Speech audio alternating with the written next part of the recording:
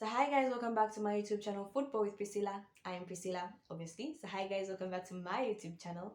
Now, I have a very interesting video for you guys today, but before we get into the video for today, make sure you share, like, and subscribe. Make sure you share, like, and subscribe. Okay, so today we're just going to be doing a weekend roundup. Now, once again, ladies and gentlemen, put your hands up if your team did not drop any points. Anybody else? No one? Okay, let's play a game. I put a finger down. Remember that game? Like put a finger down if something, right? I'll start. Put a finger down if you have the best CDM in the Premier League. Put a finger down if your team did not drop any points this weekend. Put a finger down if you have one of the most informed strikers. Put a finger down if you have the best manager currently in the Premier League. And put a finger down if you support the best team in the world. I just had to throw that in there. I'm sorry. Anyway, so like I said, we're going to do a roundup of the games that were played this weekend. As a Manchester United fan, you can tell I am happy because every other team dropped points except my team. Anyway, so the first game that we're going to look at is Chelsea. Lord, like I had no idea Chelsea was opening a door of joy for me throughout the weekend. Okay, so Chelsea obviously drew to Fulham. Fulham. This is the Chelsea that Enzo Fernandez that bought Mudrick. I'm sorry, I'm not pronouncing that name correctly. My bad. But yes, this is a Chelsea that has been buying each and every player they hear about. Lo and behold, we put them there on the field. Play, and they failed to play. Now, I know a lot of Chelsea fans were hyped with the fact that Chelsea has been buying a lot of players. But this one thing you people need to understand. A team needs to be balanced with the old players and the new players. You can't buy 8, 5, 6 players and expect them to gel in the middle of the season. I wouldn't have had a problem if Chelsea had bought like 3, 4 and still kept their unit. You don't buy like 5, 6. And then what? I saw this coming. Like, in as much as I was admiring that Chelsea were buying a lot and Manchester United was buying nothing, I knew that would come back to buy Chelsea. But anyway, Chelsea did not look like a unit when they were playing against Fulham. You could see Reece James was just coming. You could see, what's that guy that plays on the other side? What's his name? I forgot it. But yeah, you understand who I'm talking about. That guy. So obviously Fulham played well. Like, let's not take anything away from Chelsea. I know normally when a big team loses, we always say the big team was not playing well, they did not gel together, which is true, but let's not take away from the small team. I think Fulham played well. I'm sorry, they went toe to toe with Chelsea. They were amazingly well. It's unfortunate both of them could not score goals. But ladies and gentlemen, Chelsea fans, if you're watching this, put down in the comment section, how on earth did Kai Havertz manage to lie to you people that he's a striker? How? Because I do not see it. Honestly, how is Kai Havertz a striker? I don't see it. Do you? Like, what did he tell you guys? But anyway, that's up to Chelsea. But you can't win. You can't win a Premier League with Kai Havertz as your striker. Impossible. He's not even a striker. Anyway, let's move on to the next game that we're going to talk about. So we're going to talk about joy. Now, like, I'm going according to the teams that I know when I laugh at. The joy is just amazing. So we're going to talk about Man City versus Crystal Palace because I don't hate Man City versus Tottenham, sorry, because I don't hate either of them. Like, I'm fine with both of them. Wait, we're going according to the teams that I hate. So Man City, Tottenham. Now Man City missed a chance on putting pressure on Arsenal. Like, we obviously all know that Arsenal lost, but that's the game we're going to talk about later on. Man City lost to Tottenham. Man City, I don't understand what's happening. A friend of mine today earlier asked me, like, what's wrong with Man City? I'm like, for me, I feel like I've said this in my previous videos. I am not a fan of teams that have a focal point striker. It gives the other team someone to focus on. Now, a Man City that was playing a forced 9 back then was harder to play against. A Man City that has a focal point, you know, you're literally supposed to cut off Haaland, cut off service to Haaland. You've cut off Man City. All of a sudden, Phil Foden is not scoring as many goals. De Bruyne is not scoring as many goals. Bernardo Silva is not scoring as many goals. Why? Because everyone, when they get the ball, their first thought is, let me give it to Erling Haaland to score. So I think that's one of the problems with Man City. And I don't also understand because we have issues of Pep Guardiola benching Kevin De Bruyne, Pep Guardiola allowing a player like João Cancelo, who I feel is an amazing, I don't know, left or right fullback. I don't know which side he plays, but he's a fullback. Um, go to Bayern in the middle of a season. So I don't know what's happening with Man City. But yeah, I feel one of them is maybe, just maybe, Erling Haaland is killing the team. I think Tottenham played well. Good for Harry Kane. He scored some goals. The dude is celebrating goals like it's a trophy. I don't know if we should be happy or sad. It's a bittersweet situation. Anyway, he needs to win the trophy, guys. So Kane is telling us he's going to retire without anything. Like, it's sad. The next game we're going to go to is Arsenal versus Everton. The weekend was just amazing.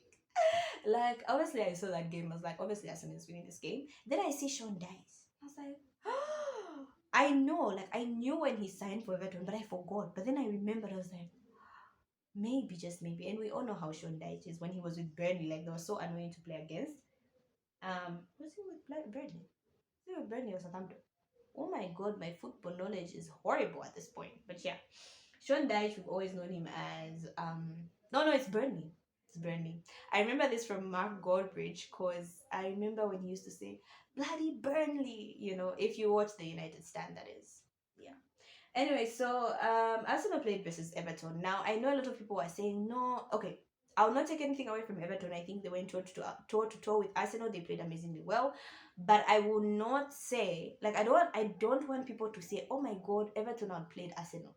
That is partly true. The truth is, Arsenal looked fatigued. Now, this is a problem because the way they were playing, I know Arsenal. I've been watching Arsenal this entire season. I know when Arsenal genuinely lose a game that it was hard, and when they lose a game because they look tired. And this time, Arsenal looked tired. Now, if you're an Arsenal fan, I would be worried because we are going to a period where there's Europa League. So Arsenal will be playing after 3 days.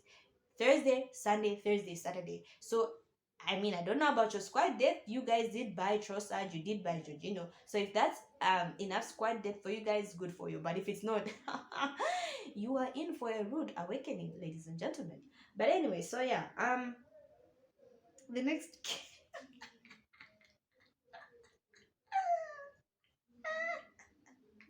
the next game we're going to talk about is Liverpool versus Wolves. Oh my god. What is happening to Liverpool? Like, at this point, I honestly fear like I'm going to stop laughing because it's going to stop being funny. Now, Liverpool lost 3-0 to Wolves. 3. What is happening to Liverpool? Now, I know a lot of things are happening to Liverpool. And for me personally, the problems for Liverpool are a lot. But one of them is definitely, for me, not Klopp. I feel like Jurgen Klopp is one of the best coaches in the world. I don't think he's the problem. I think the players are the problem. You have an odd Mo Salah, odd Henderson, odd Milner, odd Alcantara. You have a slow Fabinho, a slow Matip. What do you expect? Guys, it's time Liverpool fused in younger players in that squad. Give Klopp a new crop. Oh my god. That's a tongue twister. Give Klopp a new crop of players and let him work with that. But for now, you can't, like, how is he supposed to make tired legs work? Like, he's doing the best he can. So honestly, I think the worst thing that Liverpool could do is fire Jurgen. Like, whichever team gets Jurgen is gonna be happy. But Liverpool should not sack him. I think they should just reinvest it back into the team. I did not watch that game. It was the same time with the Manchester United game. There's no way I'm watching a Liverpool game instead of a Manchester United game. No. Okay, so the other team that I want us to talk about is my very own, my babies who've been playing at the best.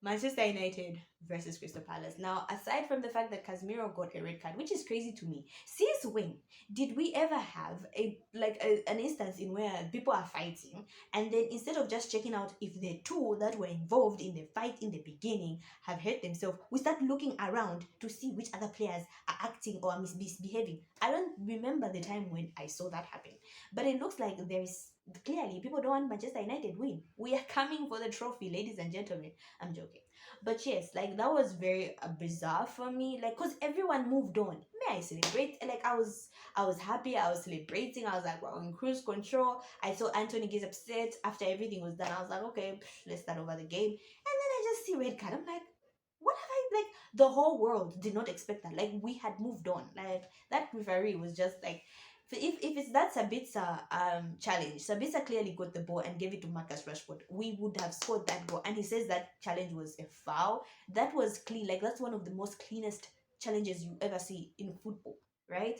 So obviously, but we played well. Marcus Rashford, who has been on fire, scoring goals, like that was a striker-esque goal.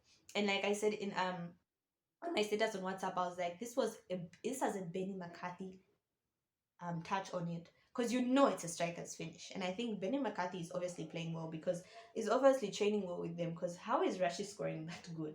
But yeah, Rashi has been. I love the fact that he's finding himself in and around the penalty box, and that's where as you want your striker, your main man, to be finding himself there, right? Yeah. And so I want to make a shout out to Luke Shaw. I feel like he goes unnoticed, but he's really quiet, but he's playing his game well. Luke is rarely beaten on that left side, but he manages to go forward, and I feel like his assists are well. If you haven't noticed, Luke Shaw has managed to keep Malaysia out of the team, ladies and gentlemen. I mean, Luke has been playing well. Who else? Martinez was an absolute beast. He was clearing everything. Like Martinez and Varane are the war. Remember Rio and Vidic? Guys, remember when the theater of dreams was known as a fortress? Ladies and gentlemen, the fortress is coming back. Right? I don't think anyone wants to play Manchester United right now. Now that I think about it, we have the Barcelona versus Manchester United game. Anyway, let's enjoy this moment right now. So yeah.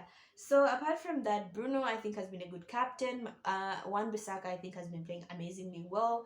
Manchester United have just been playing well. So yeah. So those games were the games were interesting. My weekend was perfect. I don't know about you all, but mine amazing. But anyway, that's what I had for you guys today. Thank you so much guys for watching. Make sure you share, like, and subscribe.